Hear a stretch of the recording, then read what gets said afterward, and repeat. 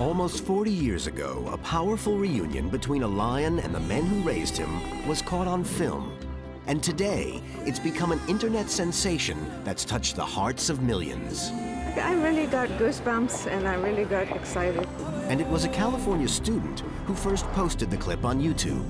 The way he just runs up to them and embraces them is just beautiful. Your eyes well up with tears. It's like, this is really amazing. It has to be the kind of ultimate moment. So sweet. The story began in 1960s London when two friends bought a lion cub from a trendy department store and introduced it into the city's swinging social scene. The reaction was probably universally, "You've both gone mad." But the lion, called Christian, soon grew too big for apartment life. We knew that the time was coming where we had to accept that London was no longer going to be his home. The two friends traveled across the globe to Africa to release him. They're giving him up selflessly so he can be free. And together with one of the world's top conservationists, they helped Christian fight for a life in an African pride. He thought he was the only lion in the world. It was a chapter of his life that saw his deadly rival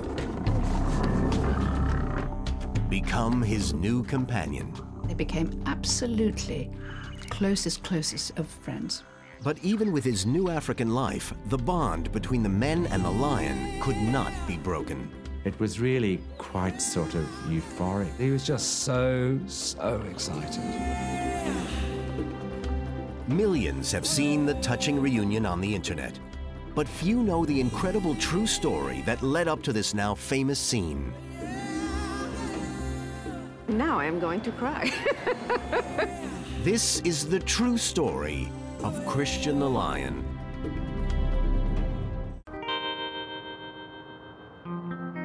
Ace and John managed to persuade Reverend Williamson, the church minister, to let them exorcise Christian in his cemetery.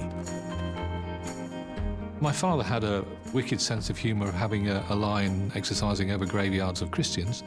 On the other hand, he was also a great naturalist, and he would have recognised a real need to let the lion have some freedom rather than being cooped up in a shop or a house.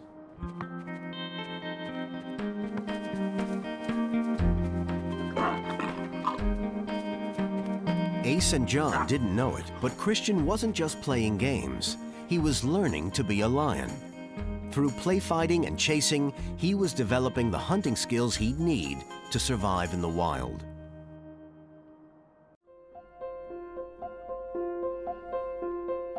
Christian's lion instincts were surfacing, but after 4 months of constant attention from Ace and John, he had clearly formed a strong bond with them.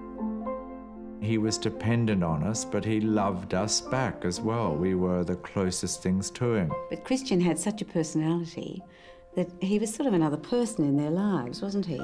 He would always leap in, put his arms around them. They would put their arms around him. It was just like having a child, and it was like John and Ace were his parents. He just adored them. It's where he looked at them. You can see the love in his eyes.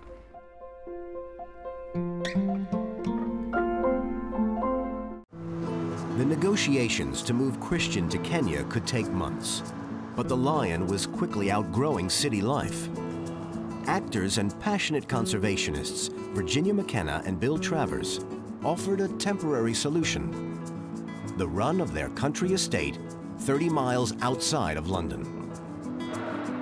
It was marvelous when we first got there. You know, he jumped out and then just didn't take off, but just him walking without us guiding him, trying to lead him or control him.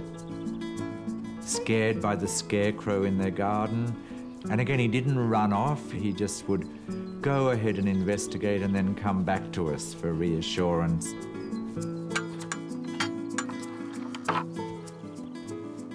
Virginia and Bill built Christian a huge, secure compound.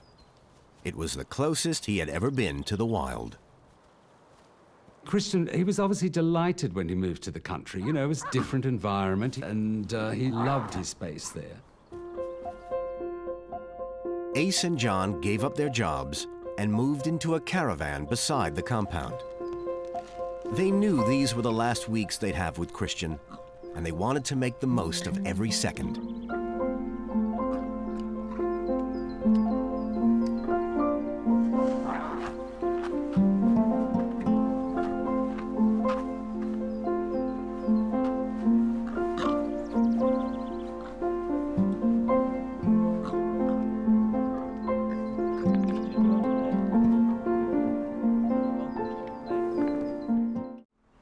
We took him very early one morning to go to West Wittering and run on the beach with balloons.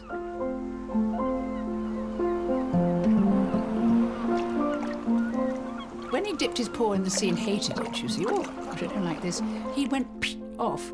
So we were all, I think I remember my husband was rushing along, waving a balloon in the air or something, but Christian didn't want to, he just wanted to race. He just raced on the beach, and we all puffed and blew after him, you know, and then we all flopped into the sand. After traveling more than 200 miles, Ace, John, and Christian arrive at Cora Nature Reserve, Christian's new home in the wild. It must have been extraordinary for Christian to suddenly find himself in such a totally alien environment. He might have been in a new continent, but Christian still demanded his home comforts.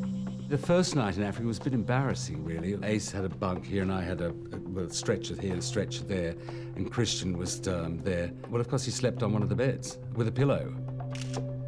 With beds, pillows, and photographer Derek Katani there to capture this new chapter of his life, Christian must have felt Africa was his home away from home.